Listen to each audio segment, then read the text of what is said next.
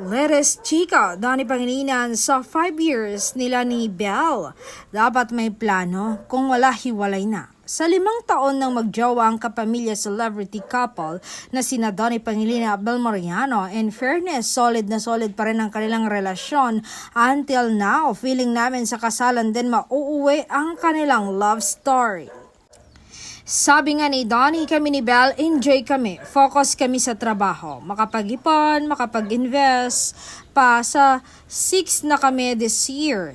Siya na talaga, siya na. Alam mo yon, dugtong pa ng kapamilya aktor. Tungkol naman sa kanilang 6-year relationship, naniniwala talaga si Donnie na isa sa pinakamahalagang bahagi ng kanilang pagsasama ay ang trust and communication.